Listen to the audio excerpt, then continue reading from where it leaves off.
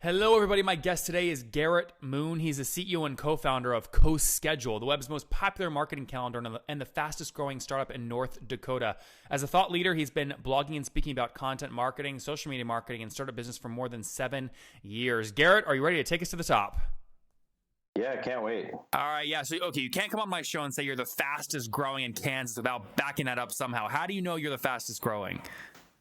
Well, fastest growing in North Dakota, and North Dakota. We have less than 1 million people in our state total, so we kind of know everybody. We know what's going on, so it's just by proxy and understand the area. But yeah, it's great to be on, and So we should rephrase it. You're the only software company in North Dakota. That I wouldn't say. That I definitely wouldn't say. Actually, our Fargo Fargo, North Dakota has a great startup ecosystem, and it's growing every year. So we're really excited about the entrepreneur economy in Bismarck, and in North Dakota. But yeah. All right. So tell us what the company does and what's your revenue model. How do you make money?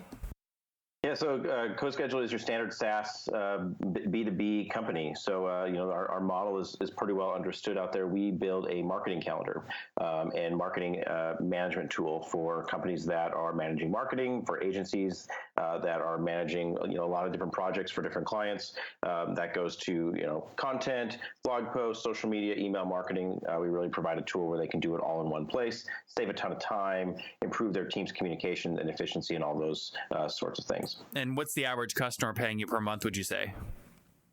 So our plans range, about $40 a month up to about $600-700 a month, and then up past that in some higher plans. So, it's, average customer is probably going to be between $50 and $150 a month or so. So we'll call it kind of maybe 75-ish range, but that helps us kind of get dialed in. Now, the obvious question listeners are going to be going is, Nathan, why would I do this? I could just use my Google Calendar, right? So help us understand. Tell us a real story of a customer using you guys.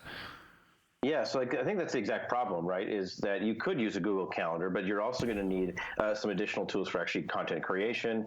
So you're going to bring in word processors, you're going to need publishing tools, your website, your blog, or places where it's going, plus social media, plus email marketing. There's a lot of moving pieces once you get into marketing, and there's more and more channels that we have to care about every single year. So our customers really come to us, and what they're looking for is saying, hey, we have all of these, we always call it the marketing stack, this broad marketing stack, and everything's disconnected, it's disorganized, there's no clear communication with my team, and we're really allowing them to start bringing all of that in-house. So on top of your Google Calendar, we're adding an entire project management layer and task management layer, communication center for your team. We're also adding publish step syncing, we call it. So when you actually create a blog post or something on our calendar, we're actually going to publish that and make it go live on WordPress, and then we can start to automate things from there, like your social media or email marketing or different aspects of what you're doing. So could the audience maybe think of this almost like a marketing version of Basecamp or Trello? Absolutely. Yeah, absolutely. And I think you think about it like that, except for with marketing, we're really about the marketing schedule. So the calendar becomes really the center point for what they're doing. And then we're adding those direct integrations with the marketing tools that they're using every day. Got it. Okay. Give us some of the backstory here. When did you launch the company? We launched late 2013 and really got off the ground in 2014 after we took our first round of funding. Again, to a little bit of our backstory, my co-founder and I were running a marketing agency. We were doing website design and some custom development, and we were doing all of our own marketing, our own blog posts, our own social, and it was working really well for us to gain clients. But we were able to kind of get a firsthand look at some of the problems that were inherent in the workflow and in the industry. So that was 2013. You said you really hit the ground running in 2014. But do you remember what first year revenue was in 2013? How low was it? Gosh, you know what? We probably closed the year with almost 100 customers, actually, in just a couple months. We launched towards the end of September, and probably 2 or 3 months, you're probably just around 90 customers. $1,000, $1,500 in MRR, something like that. Pretty low. So maybe $4,000 or $5,000 in total that first year. And then you said you raised in 2014. How much did you raise in 2014, and how much total have you raised to date?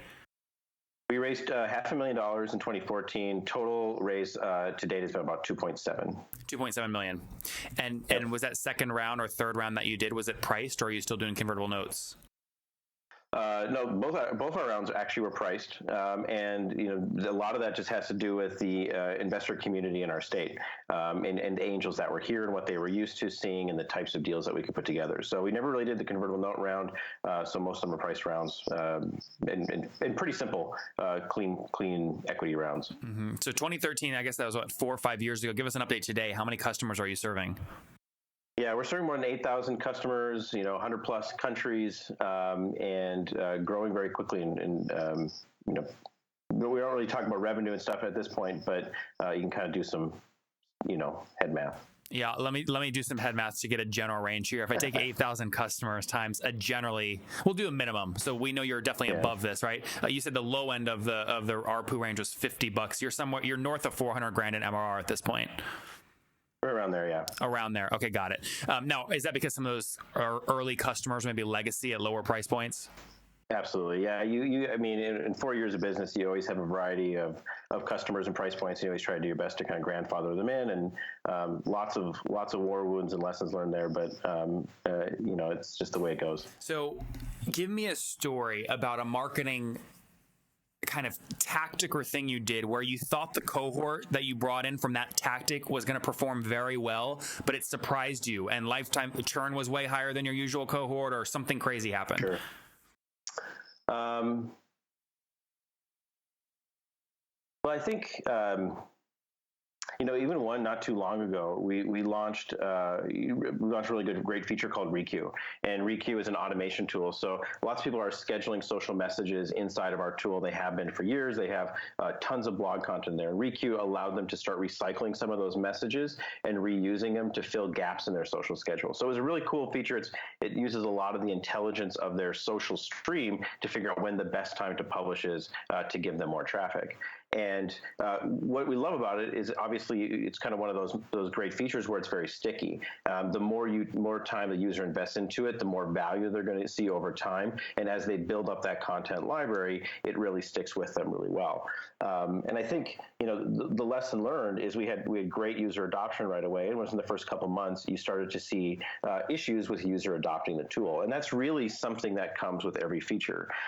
It's one of those for us with Requeue where one of the lessons that we've learned is actually we made it too smart in the beginning, and we've actually had to add some features to allow more manually scheduling for our users.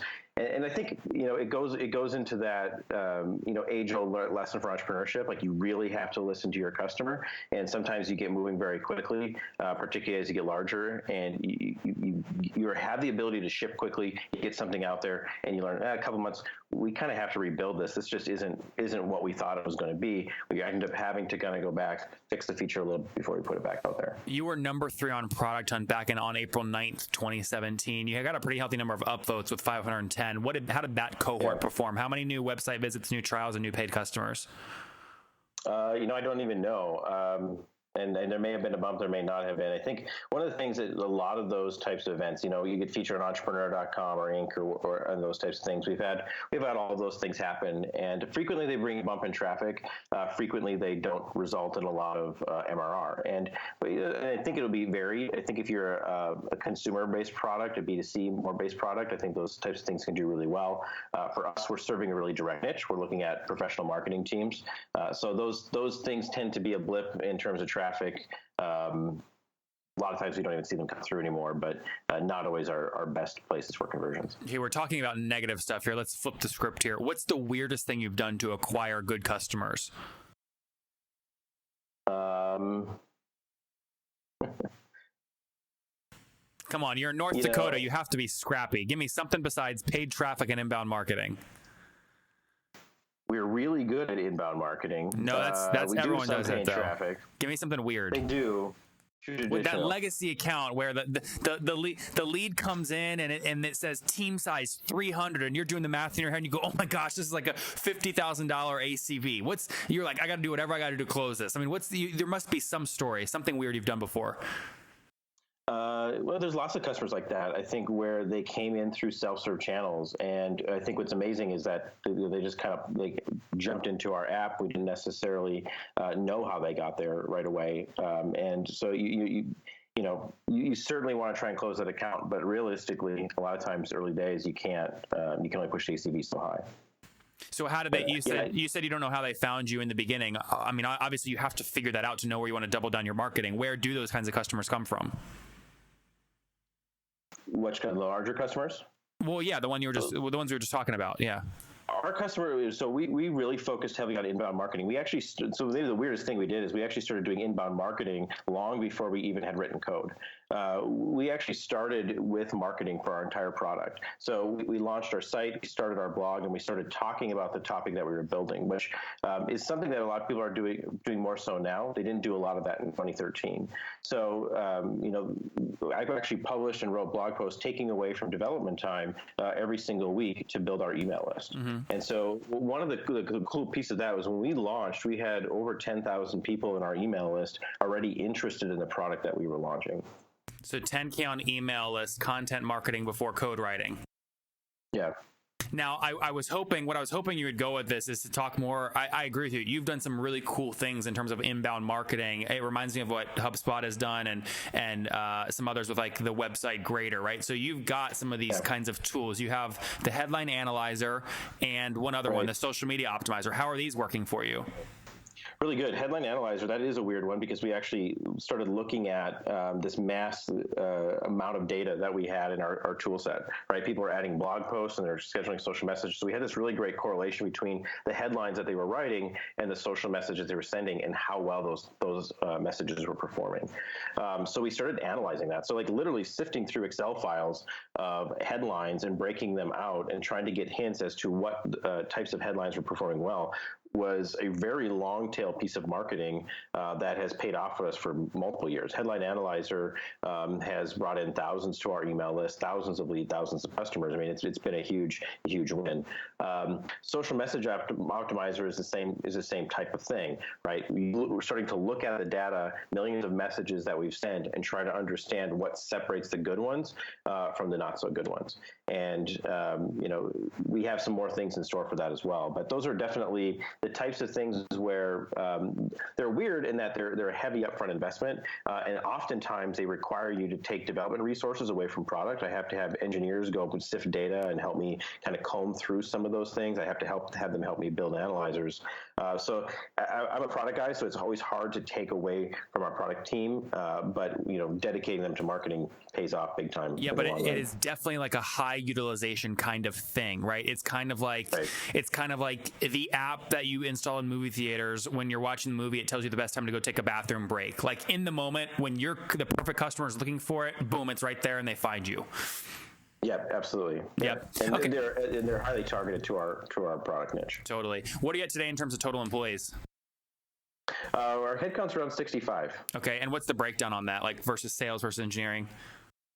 I mean, about 50% is going to be product for us, and then from there, you get about 10% each way in terms of success, sales, marketing, and admin. Awesome. Makes good sense. Now, obviously, with a lot of kind of social media marketing tools that I run into, churn is a real issue because there's so many options. What is your logo churn, or if you want to do a flip, retention like annually? So with churn, I think one of the advantages that we have is that the social media marketing industry, social media tools industry is definitely tough. It's sort of a race to the bottom in many ways. And we really approach it more as we really see ourselves as content plus social rather than a social tool. So we definitely provide a high level of value in terms of the social features we have, but really we're much more focused on how our customers are putting content and social together, or how they're using social as part of their overall marketing campaign. So I think that helps us in churn and keeps us down into the below average in terms of what we're seeing from a lot of the other teams and other tools. So Garrett, what is the number? I mean, what are you at retention wise annually? I probably won't share that. Okay. Well, when you say when someone says they don't want to share something, usually I'm like, okay, is it maybe not as good as they say? I mean, when you say better than average in the industry, what do you consider average in the industry? Well, you have a lot of people out there. I think with social, you see anything between 4 and 7, for of a B2C social tool, right? So, we always look at that and we want to stay on the way low side of that or below those. Got it. That range. That's just to be clear. That's 4% in logo churn monthly. Right. Got it. What about, have you built a predictable method of driving expansion revenue on these contracts year over year, or is kind of the ASP or the ARPU on that too low to really make that predictable? Yeah, so we have we've experimented with a few different things in terms of pricing, but expansion revenue we do right now is primarily through tier. We're moving people up based on a set of features, and one of the things we find is we're working on some things where we can do more of that by just driving up per seat, per social profile, which is something that is sort of something that's more new to us. As we've gone up market a little bit, it becomes more obvious. Mm-hmm. So expansion revenue for us in the early days was really tough. I mean, we kind of had this one product. We just didn't have enough product to tier properly. So it took a couple of years to really get enough there, and enough tool and enough development behind it to where you could start tier based on features. But we've done a lot of things where we built what we call the PTUF, which we call the plan trial upgrade flow, which has allowed users to trial a feature set in a plan above theirs for 30 days, and then we'll move them into that plan after that time. So, expansion revenue has been able to be driven by some of those types of efforts. Got it. And up front, initially, on average, what are you paying to acquire these customers? Cost of acquisition is really low. I mean, if you look, sub $100 in almost every single case. And is that fully weighted? Does that include marketing and sales salaries, or is that just paid spend?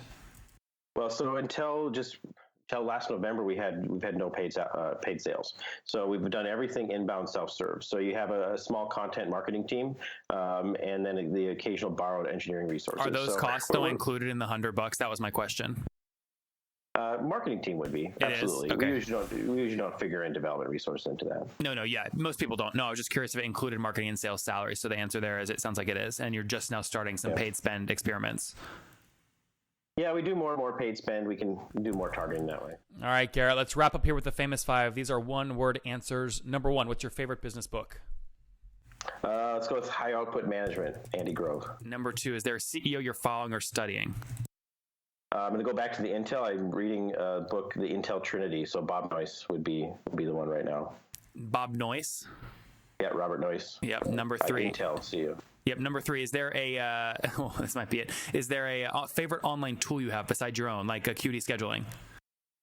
I would have to go to Evernote. I mean, I just use it all the time, every day. Number 4. How many hours of sleep do you get every night?